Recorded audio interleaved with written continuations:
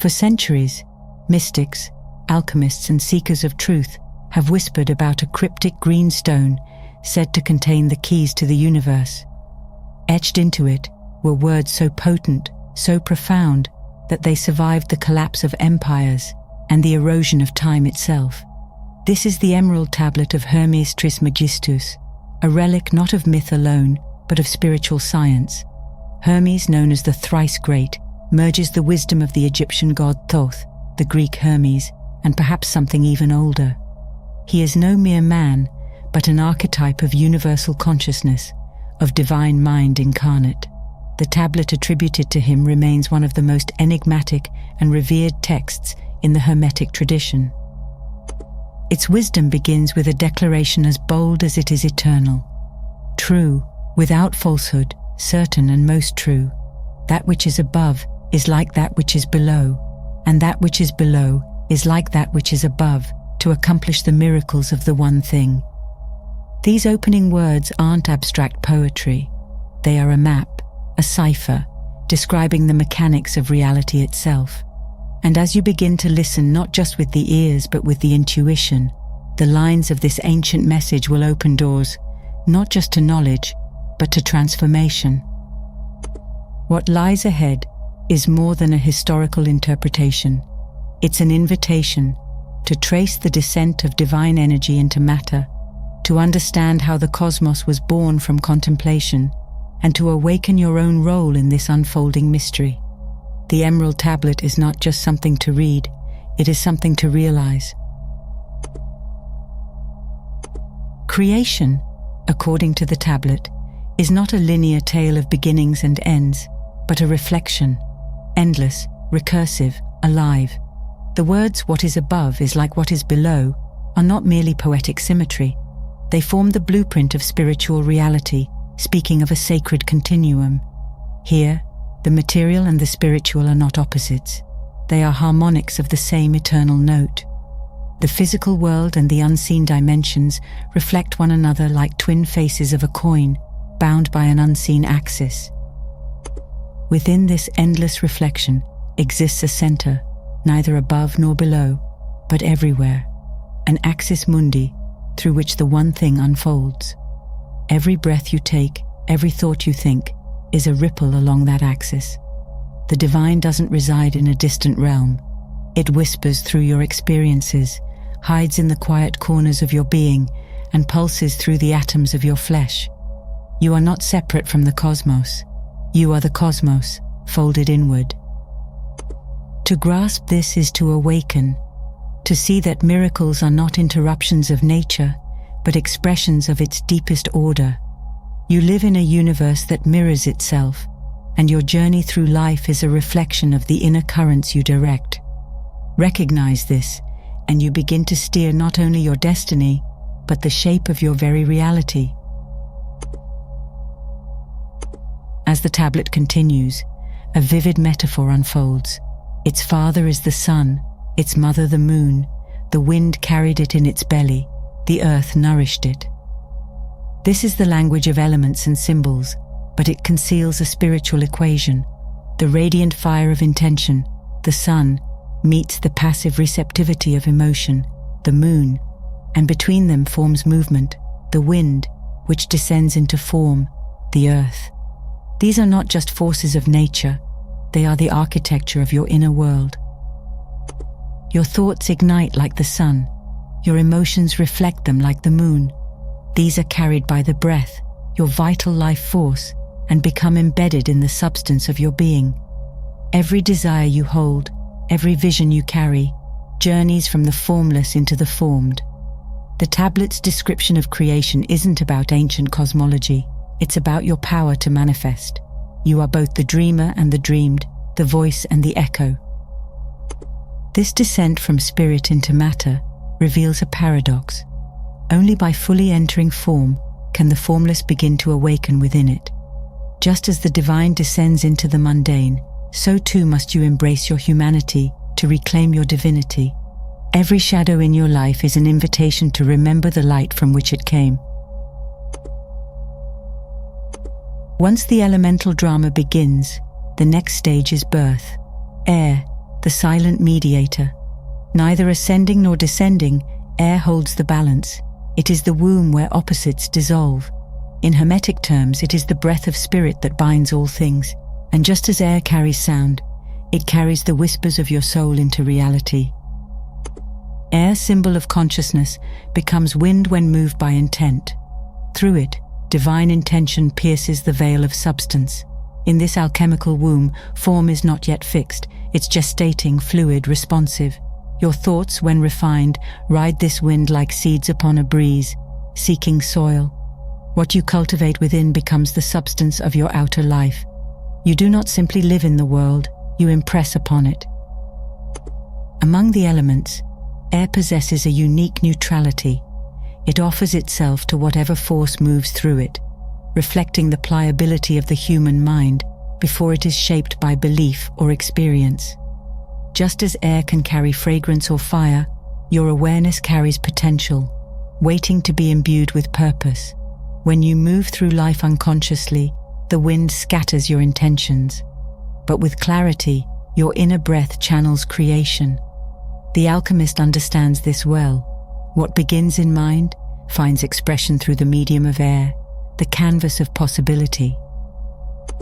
In Hermetic cosmology, this dynamic finds expression in the sacred geometry of descent.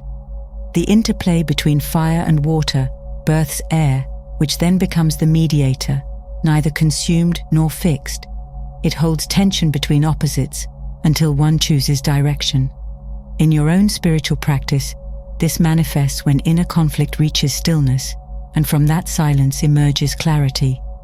The wind of consciousness doesn't demand, it listens, it waits, and in its stillness, it offers you a space to breathe truth into being.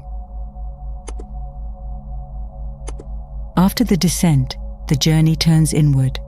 The Emerald Tablet speaks of a reversal, a separation. It will separate the earth from the fire, the subtle from the gross. This is not destruction, but clarification. Earthly matter, dense and slow, is peeled away to reveal its inner fire, its animating spirit. In your own life, this is the crucible of transformation. Trials, suffering, self-reflection, they're not obstacles, they're the heat required to refine the metal of your being. The gross must be burned away so the subtle may rise. What is heavy in you, fear, attachment, illusion, is not your enemy. It is the necessary veil from which your light must emerge. In this alchemical putrefaction, something dormant stirs, awareness freed from form. Just as fire separates gold from dross, the journey upward demands discernment. The subtle is reclaimed by embracing discomfort, not avoiding it. From every painful experience, a fragment of wisdom is extracted. The fire within does not annihilate, it purifies. You begin to distinguish between what was given to you and what is truly yours, between inherited beliefs and authentic knowing. The old identity burns away, not in punishment, but as an offering to something greater within you. This is the sacred refinement of essence. Eventually, that essence, cleansed, clarified, and conscious, rises. It no longer seeks to escape matter, but to illuminate it.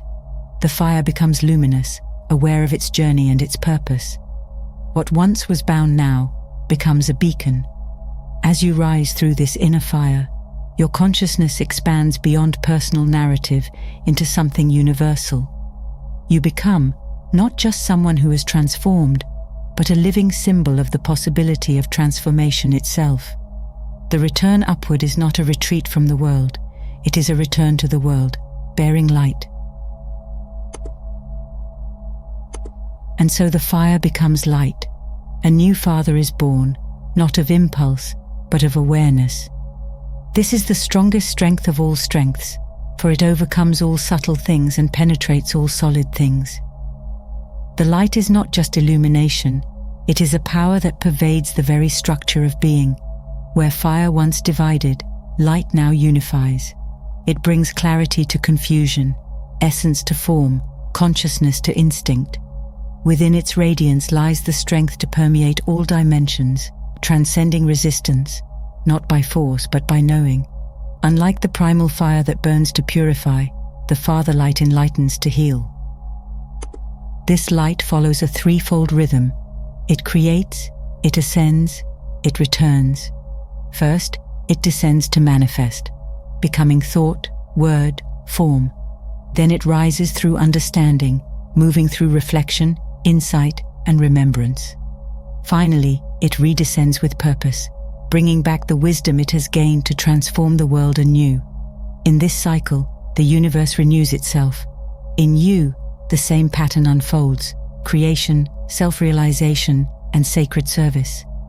The miracle isn't the process, it's your participation in it. You do not passively observe the cycle.